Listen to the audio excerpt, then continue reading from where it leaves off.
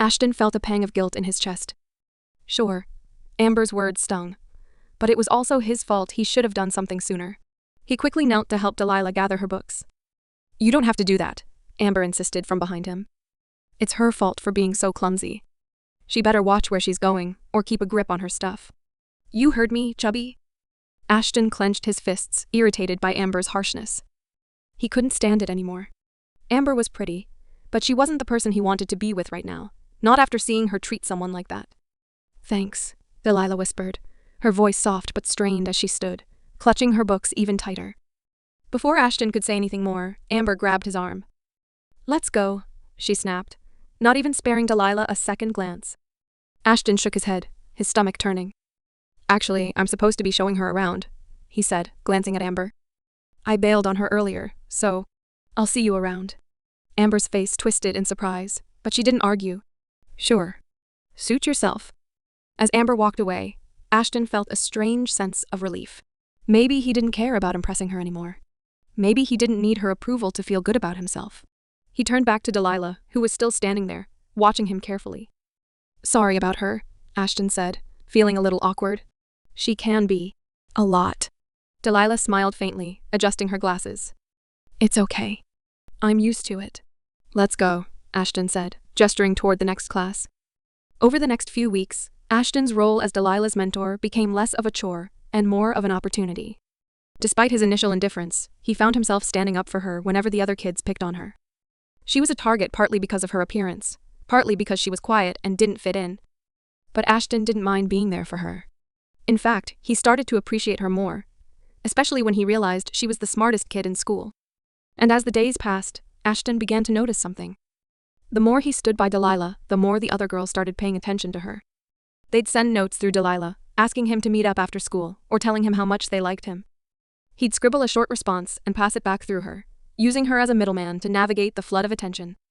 In the end, everyone got what they wanted. Delilah made new friends, and Ashton's reputation stayed intact. But as he spent more time with her, he couldn't help but wonder if there was something more to their unlikely friendship than just a simple mentorship. Delhi, 12 years earlier. There was only one thing that could make me spend an extra 30 minutes in the bathroom every morning, agonizing over what to wear, how to do my hair, and dealing with the never-ending frizz that was a nightmare. That one thing was Ashton Patterson's. Oh my God. Sandy blonde hair, tall and built. Just thinking about him made me want to fan myself. He was that hot. If you looked at him for too long, you'd probably burst into flames. Dramatic? Yes, but true metaphorically speaking, of course. He was the guy every girl in school wanted. The dream guy. Unfortunately, I was practically invisible to him. At least, in all the ways that mattered. Sure, he looked out for me. I was like his little sister. It was better than nothing. He listened to what I said and actually looked at my eyes, not my chest, which was nice. But damn, the truth was, I would have given anything to have him look at me the way he looked at the other girls. I know strange to crave something like that. But I wanted him to desire me. Shallow? Maybe. But I couldn't help it. I stared at my reflection, taking off my glasses to reveal my bright green eyes. But without them, I could barely see my face, so I quickly put them back on. I tried twisting my hair into a new style, but nothing felt right. I didn't have whatever magical ability other girls had to look like they belonged in teen Vogue. I felt completely clueless when it came to my looks. Maybe that's because I knew it wouldn't really matter what I did. I could fix my hair, wear makeup, or wear a skirt that barely reached above my knees, or a loose shirt hanging off my shoulders. I could never pull off the midriff shirts the popular girls wore. I'd just be a laughingstock, especially since I didn't have washboard abs or ribs that stuck out. I was the girl who stayed out of everyone's way, mousy, invisible. But the moment I tried to step out of that role, to be bold or attractive, the others would tear me down. I would never be what Ashton saw in the others. I shook off the negativity as I climbed onto my bike and rode to school. It didn't matter. I wasn't there to be popular. I was there to learn and get good grades. I had big plans after high school plans that didn't require me to straighten my hair or apply mascara. Ashton and his crew were sprawled across the front steps of the school, looking like they owned the place. Even in his hoodie, he looked like the most beautiful guy alive. I sighed as the sun hit him just right, and he pulled his hoodie over his head, briefly revealing a flash of his tan six-pack. He wore a white t-shirt underneath, which only made his muscles look even more impressive, especially with his hair styled messily, leaving one perfect strand hanging over his eyes. A group of girls across the yard were watching him too, their eyes full of the same adoration. One girl shot me a look, silently asking me to come over. I knew what she wanted. It was just another note for Ashton, one of the many that I'd been tasked to pass along. The girls knew Ashton had become like a big brother to me, that I was non-threatening. A guy like him would never be interested in the chubby girl. I was the messenger. It was a game, but one I was willing to play. Besides, it gave me an excuse to interact with Ashton. The girls thought they could get an advantage by having me pass the notes, as if I held some sort of key to his heart. They had no idea how many other girls were using me to get their messages to him. It was a sacred system, my note exchange ritual with Ashton. Some girls tried the direct approach, but somehow, when the notes passed through me, they seemed to get more attention. I tried not to overthink it. Did he pay more attention to the notes because they came through me? The girl with her silky red hair pulled into a playful ponytail walked toward me, and I knew exactly what was coming. She pulled a folded slip from her pocket and handed it to me with a kind of finesse that made me think it was a secret deal everyone knew what it was. But we played along. She didn't say a word, and when she walked off with her friends, I felt the familiar ache in my chest. They'd never talk to me unless they needed something from me. Ashton often joked that I was getting more friends than he was getting girlfriends from this whole exchange. Friends, huh? None of them ever spoke to me after they got what they wanted. The bell rang, signaling the start of class. I slipped the note into my pocket and went inside. The moment I reached my locker, I almost lost hold of it. As the paper fluttered in my hand, I couldn't help myself. I was so curious. Maybe I shouldn't read it. Maybe it would just hurt too much. But the urge to know what he wrote was overwhelming. It was one of those moments where, deep down, I knew what he was going to say, something flirtatious, something that would make my heart ache. I rushed to the girls' bathroom, locked myself in a stall, and slowly unfolded the paper. My hands trembled, but I couldn't stop. If all I could ever have of Ashton were fantasies, I might as well fuel them with the most realistic details. The note read, "Hey, Rebecca, how about we take a ride after school?" Ashton. I felt my stomach churn. I knew exactly what he meant. He was taking the girls out to the parking lot after dark. It wasn't enough to fool around on school grounds anymore. He wanted more privacy, more freedom. I longed to be part of that world, to be the girl in the passenger seat beside him. But I couldn't be. I wasn't the one he wanted. He would never look at me like that. I crumpled the paper in frustration. I flushed it down the toilet, watching as it disappeared. I felt a wave of guilt wash over me. What if Ashton waited for Rebecca after school and she didn't show up? What if he was hurt? The thought of it made my heart twist in a way I couldn't explain. I paced the hallway, my mind racing. Maybe I could fix this. Maybe I could find Rebecca and tell her what Ashton had planned. Maybe I could tell her that he wasn't interested. But no, I couldn't do that. She would get over it, and so would he. The cycle would continue, just like it always did. I needed to change something. I couldn't go on like this, being invisible, passing notes, dreaming of a life with him that would never happen. Then, a thought struck me. I knew exactly what I had to do. I rushed to the janitor's closet, found a milk crate, and sat down. I had pen and paper, and suddenly the words just poured out of me. My feelings for Ashton had been building for so long, and now they were exploding onto the page. I wrote and wrote, pouring my heart into a 3-page letter. It was poetic, passionate, and borderline ridiculous. But I didn't care. I had to tell him how I felt. I had to make him see me. When I finished, I hesitated. I didn't want to sign my full name, but I also knew that signing just my initials, C, could still be enough. I ran out of the closet, my heart pounding in my chest. Ashton was near his locker, and I made my way toward him. He looked up at me, then down at the letter in my hand. "Wow, another one already?" "Busy morning," he said, smirking. "Yeah, but I think this girl really likes you." "Like, really?" I said, trying to sound casual, like I wasn't trembling inside. "Oh, yeah?" He raised an eyebrow, clearly intrigued. "She's super cool." I smiled awkwardly, trying to act like I was in control. He nodded, then leaned against his locker. As he skimmed the letter, I watched his face change. By the time he got to the second page, he was laughing, really laughing. I could feel my heart shatter as he mocked the letter in front of his friends. "Your brown eyes are deep and mysterious." "What the hell?" He laughed harder, his voice carrying across the hallway. I turned and ran to the bathroom, trying to hold back tears. I had been foolish to think that he could see me any differently. It was all just a game to him. He would never see me the way I saw him. But at least I hadn't signed my name. If he recognized my handwriting, though, I would deny it.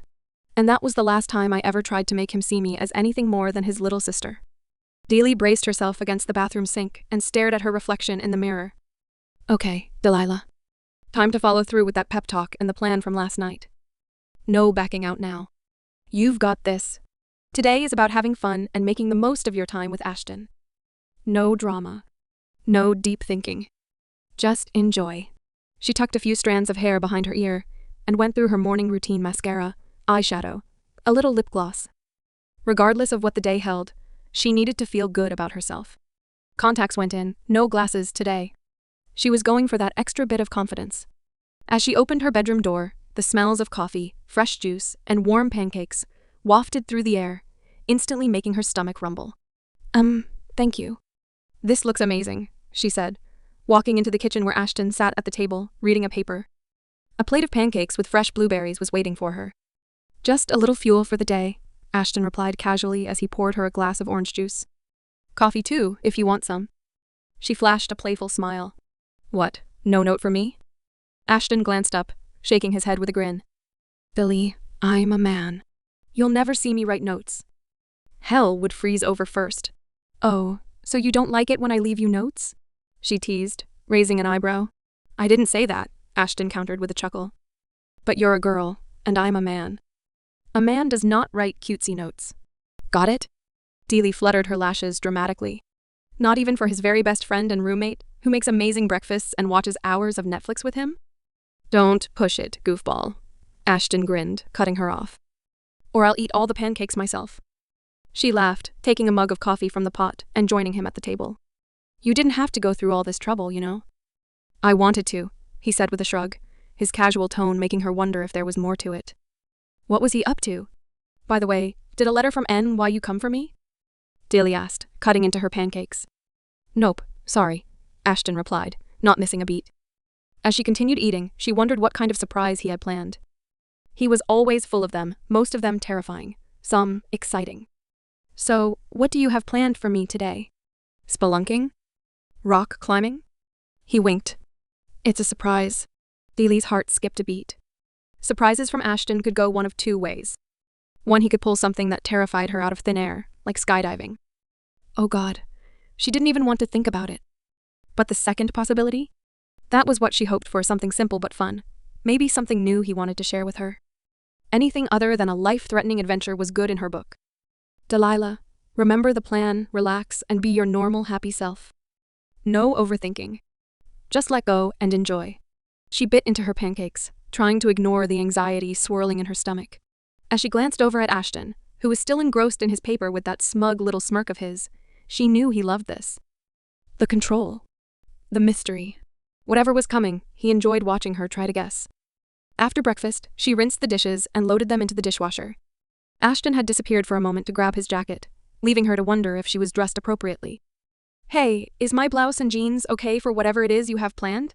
She called out to him when he returned. Ashton eyed her with a grin, stroking his chin. What? Do I need to change? He chuckled. The pink heels probably won't do.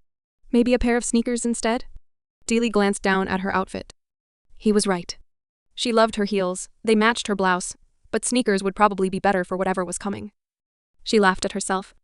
Right, good call. Be right back. After a quick change, she met him in the living room. They made their way out to the parking garage, and Dealey's heart gave a little leap of relief when she saw Ashton leading her toward his white convertible Porsche, rather than his motorcycle. Figured I wouldn't scare you off immediately today, he said, settling into the driver's seat. We'll start slow and save the bike for another day. Thank God for that. The idea of clinging to him on a motorcycle wasn't exactly how she wanted to start the day. Dealey settled into the passenger seat, buckling her seatbelt. Her excitement about whatever surprise Ashton had planned was tempered by a slight unease. She was eager to know where they were going, but didn't want to admit how much she was overthinking it. The drive ended in an unfamiliar parking lot. She followed Ashton through a set of gates into a large enclosure where men were hitting golf balls on a manicured green. Golf? Dealey blinked, stunned. You got me to agree to absolutely anything, and you brought me to play golf? Ashton smirked at her surprise. Yup. Disappointed? Not at all. she replied quickly, her relief evident. No cliffs or caves. She stood on her tiptoes, giving him a quick hug and a kiss on the cheek. Thank you for not forcing me into anything too extreme. For a split second, her heart skipped. That kiss on his cheek was a little too close to something more, and it made her cheeks flush. His scruffy skin sent a strange, electric sensation right through her, and she fought the urge to squeeze her legs together as heat swirled inside her. That kiss was a reminder of just how close they were, and how her feelings for him were anything but platonic. Ashton seemed surprised by her gesture, but didn't comment. Ever played golf before? Nope, she admitted. I didn't know you did either. Ashton grinned, clearly enjoying himself. I dabble in a lot of things. Keeps things from getting boring. Plus, golf's a good way to entertain clients in my line of work. He walked ahead, pulling a bag of clubs from a locker. Deely trailed behind him, her curiosity piqued. He stopped at one of the stations on the green, setting up a ball on the tee and swinging the club with ease. Go ahead, give it a try, he encouraged, motioning to the empty space beside him. Deely approached, grabbing a ball and attempting to set it up just as he had. The ball immediately rolled off the tee and down the small hill. She laughed nervously. Okay, I can do this. Her next attempt wasn't much better. The club swung right past the ball, completely missing it. She laughed at herself, though it was a little embarrassing. She wasn't used to failing so easily. Ashton chuckled beside her. Here, let me help with your form. He stood close behind her, pressing his chest against her back as his large hands guided hers to the club. She stiffened at the closeness, her heart racing at how much his touch affected her. His breath was warm on the back of her neck, and the sensation sent shivers down her spine. Just relax, he murmured against her ear, and her body betrayed her, relaxing far too much. The feeling of him so close, his hands on hers, made her dizzy with desire. Deely squeezed her thighs together, trying to focus. She wanted to pull away but couldn't. She could feel him, everything about him, and it was too much. She couldn't think straight. As Ashton continued guiding her through the motions of swinging the club, she told herself to stay calm, to not let him get under her skin. But it was too late. Everything in her wanted more, wanted him. And it was getting harder and harder to ignore. Deely couldn't help but feel the tension in the air as Ashton gave her instructions on how to hold the golf club and where to position her feet. His voice was calm, almost soothing, and she felt her breath catch in her throat every time his hand brushed against hers. It was almost too much.